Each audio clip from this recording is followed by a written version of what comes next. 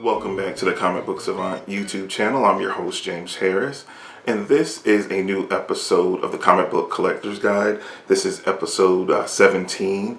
In this episode, I wanted to look at the service that I talk a lot about because I personally primarily get my comics digitally and read them through digital formats, was Comixology Unlimited. It's been a major focus for some of the episodes in this series, and I get tons of questions about the service, and I want to make this disclaimer because I think sometimes by the type of questions I get from people in the community, some people think like that I'm affiliated with Comixology in some way. I'm not. I used to have a massive physical collection of comics, and just due to space, storage, I just had to slowly started downsizing and primarily getting rid of most of my physical collection, and I had to go the way of digital.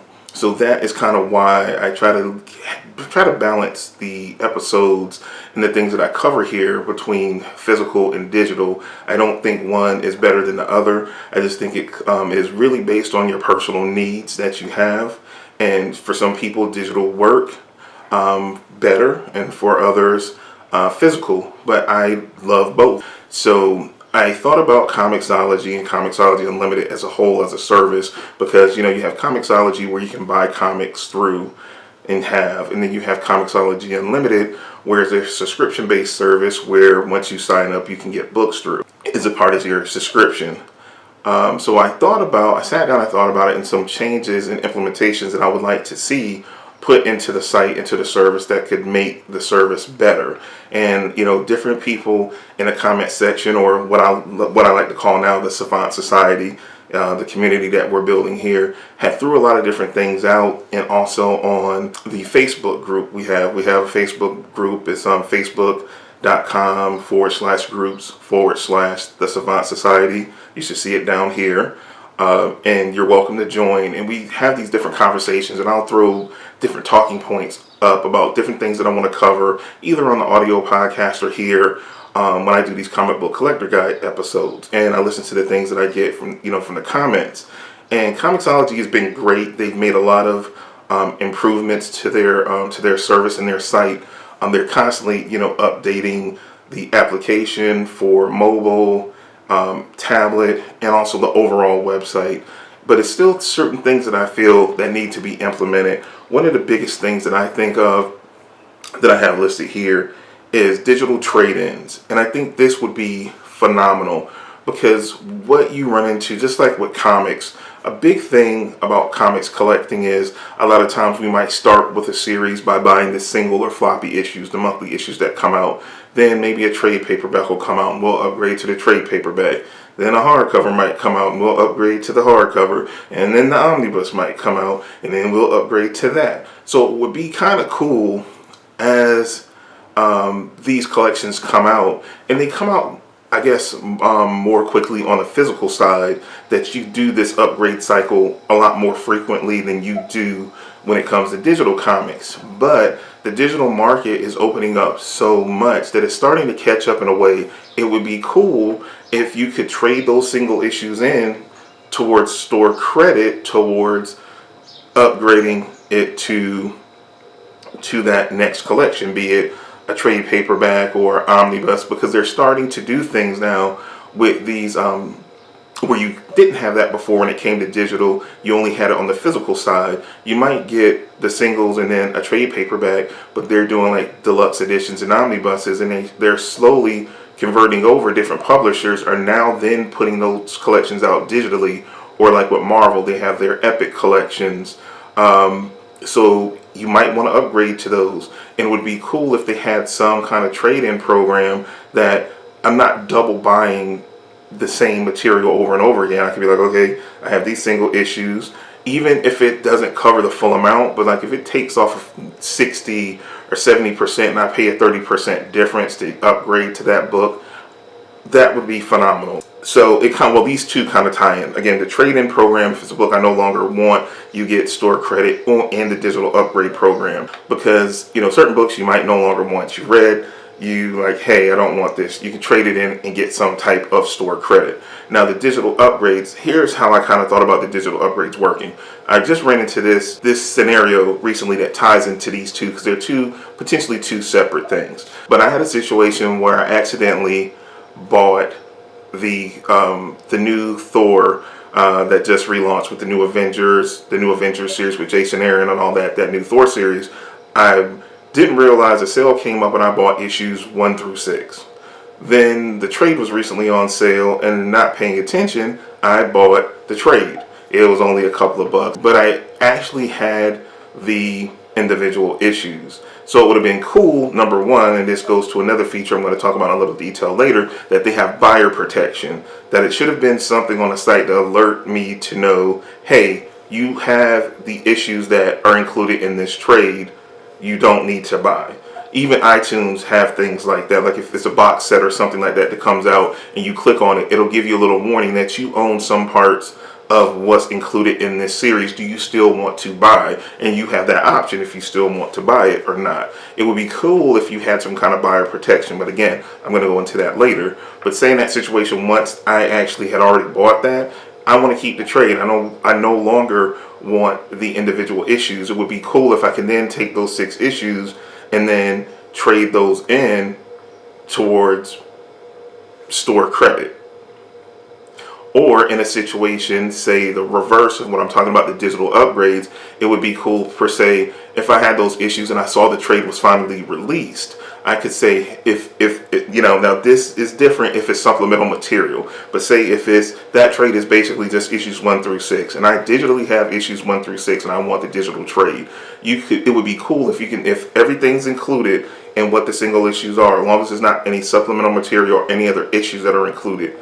Then you should be able to be like, hey, I want to upgrade for this and trade those in towards that individual purchase. That would be a great program that I think that would be very useful. And I don't think it would hurt them any. I think that would just create or generate a lot of goodwill with the users of the service, or patrons that buy comics from them or what have you. I just think it would be a quality of life improvement that they really could implement, and I don't see where it would hurt anything at all.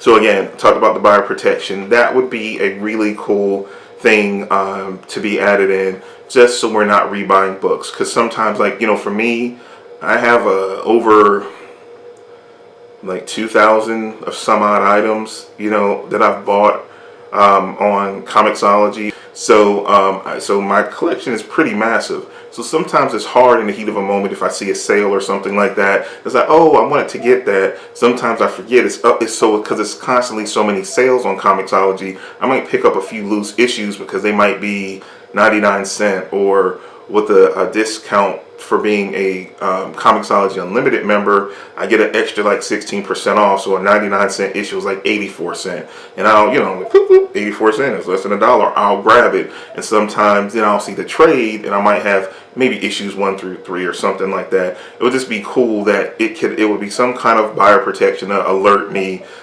of double purchasing books, because it's no real way to track things on Comixology, which gets into another thing that I wanted to talk about that they can implement. Now they have what they call Smart List on their site that'll let you know what's in your wish list, books you recently bought, books you're currently reading. But they need to expand that out some, that you as a user can make your own customizable list, and that you can even make a shopping list on your account. You do have a wish list, but if you can have a shopping list that you can go through, and as you buy stuff, say, hey, I want this series, these particular issues, you can earmark them, because there's no customization within the wish list. You just add something to your wish list and it just amasses. But if it was more customizable, that you can sort what's on your wish list, prioritize things that was on your wish list, give you these ways to customize it, drill down, and more so personalize it, I think will be very helpful and can promote more buying for the individual, little individual customers. And it would be nice that if it was alerts attached to your wish list, because this is not a thing that if something on your wish list does come up in the sale, because there's so many different sales, each individual publishers will have sales constantly. They do have a tab. They recently added a tab on the site where it goes in and you can see, you know, sales that's going on each month. So you can go in and you can constantly see at any point what's on sale. But but they don't have it connected to your wish list to be like, hey, here's an alert. This book on your wish list is currently on sale. That would be nice to know, because now I have to constantly go in, and it's sales start and end at different times all during the week, each week. Some go for multiple weeks, some are only a few days. It's hard to keep up with it unless you're going every day manually, checking the site, checking your wish list to see if anything, you have to manually do it. It would be cool if it was some kind of alert system to make you aware, and you can have an email reminder sent to you to be like, hey, this book that's on your wish list is on sale. Would you like to purchase it? That would be a very useful feature for users that use the service. Also, this is something that is talked about quite a bit, and I get asked this question a lot. Because I talk about the service so much, people want to help support me and the channel. So they ask, are you an affiliate? Because you talk about it, you've brought the features to my attention, and I want to sign up for the service, but I want to help you out. It's no real way, because they don't have any affiliate programs. So that kind of sucks for me, because again, me being someone that uses the service and is a fan of the service, and I do these episodes because I see it's a need for it. You guys seem to enjoy them and you find them informative, and that's all about what these comic book collector guide episodes are about. It's being a resource, some type of helpful resource to you guys to help you make proper decisions on how you spend your bucks when you're shopping for, subscribing to any type of thing that it comes with the hobby of collecting comics. That's the whole purpose of this whole series that I do here. But it's no way you can help me in that way. Now, they do have a Kindle subscription program that you do get comics through that, and I'll put an affiliate link down below. If you do subscribe via that way, that's the closest they have to an affiliate program. There is a Kindle Unlimited affiliate program that you can get comics through. It is somewhat dumbed down from Comixology Unlimited, but it's the closest thing that they have. I'll put the link down below for that. Like I said, it's an affiliate link. If you click on it, it does help the channel. And I also try to put affiliate links when I do comic reviews and different things of that nature. I put links to everything down below in the video description. So if you watch a video and it's something that you think you like and you want to help the channel, just always go down below. I try to link everything that I talk about there if I can find it, on Amazon. I have Amazon affiliate links set up just for that reason. If you want to help support the channel, do so. That's all I'm going to say on that. But that's a question I get asked a ton based on the manner in which I do these videos and the frequency that I do them. People always kind of ask me from time to time in the comments, is there any way they can help? They wish, they could help in that way. So if you would like to do so, look down below. I'll have the information for you guys. Next is another thing that some people ask me about. Do they have an annual payment plan? Because you pay the fee month to month. And I've emailed them a couple of times over the past year and a half, and they said they don't currently. It's something that they're thinking about doing, but they haven't settled on it at this point. So it might be coming sometime in the future, but it remains to be seen when that might be. So we'll have to just wait, and hopefully they'll open that option up. I think that would be great for me, because I pay it month to month, and sometimes I forget about it, and it would be just cool if you could just pay it in one lump sum. That's one advantage when I talk about other services like DC Universe or also Marvel Unlimited. They have annual payment options where you can just pay it all up front for the year.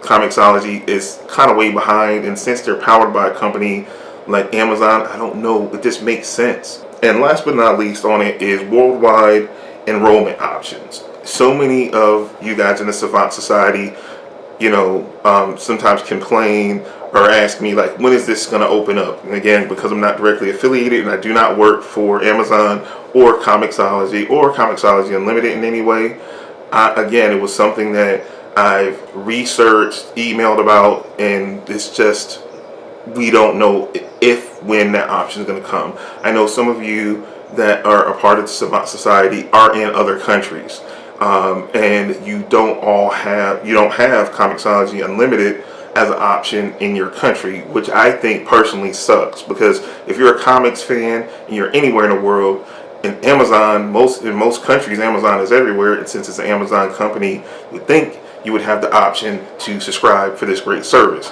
But for whatever reason that we don't know and haven't gotten any real answer on, it hasn't been made available other places. So it makes it tough for you guys that will watch something like this and be like, hey, I would love to try the service out, and you can't. I wish it was something I could do about that, because so many of you have reached out to me that are in different countries that want to use the service. And it's from someone that has used it, it's a great service and it's a great alternative, because probably if you're in other countries, I've heard things where, it's expensive to get your hands on certain comics because it's just shipping, customs, it could get expensive, and I can imagine. So this is a great alternative option to be able to read and stay current with comics. Marvel Unlimited is pretty open in other countries as far as I know. DC Universe, I know, slowly in the coming years is going to be rolling out in other countries. They have announced that. So again, Comixology is kind of the only one out of the majors that is kind of lacking on that availability, or haven't even made any announcements of that even being something that's coming in the future as of yet. So we don't know, because at times they could just drop an announcement of a drop of a dime and be like, now it's available everywhere. I hope we get that sooner or later, because so many of you guys have reached out to me and voiced that's a point of frustration. Now, that in closing is everything that I had to talk about on ways I feel that Comixology can improve their Comixology/Comixology Unlimited service. What I need for you guys to do, anyone that watched this video and you enjoy the content that I do here, make sure, if you haven't already, subscribe. Also, click the bell notification down below so you'll be alerted when new episodes drop. Also, leave comments and voice your opinions down in the comment section. I go through and I read them all. I respond to them all. And if you have any suggestions on what you'd like to see me cover in future Comic Book Collector's Guide episodes, let me know down below, and I will look it over and I will add it to the list of things that I will do forthcoming. Episodes like the Hoopla digital episode, I will put something up here. That was a viewer recommendation. I checked out the service, covered it in the episode, and it was a great episode. So I'm always open to suggestions. I have certain things pre-planned, but I try to work in recommendations and suggestions that you viewers have, and go back and try to cover those things, because I want to cover the things that you are most interested in. Also, if you watch this episode, share it out to other people, hashtag it, and send the link to it to Comixology. We have to, if we want these changes to be implemented into the service, we have to let them know. That's why I'm doing this video. I took a while. I gathered different comments from you guys in the comment section, on the Facebook group, just on social media, to kind of put this list together and to make this video. So if we want the changes implemented, we have to, tweet them this, share it out to them, hit them up on social media and point them to this video so we can make your grievances heard, and hopefully we can make some changes to the service in a positive manner. I don't think any of these things are too over the top or too egregious to implement. Some might be a little bit harder than others, but some of these I feel like are relatively easy changes, just if they know we want them to be made. So let your voice be heard and use this video as a vessel. So share it, tweet it out, include them, send them here so they can see this video. But that's all I have for you for this episode of Comic Book Savant. I'm your host, James Harris, and I will see you guys next time for another episode. Until then, you guys take care and have a good week.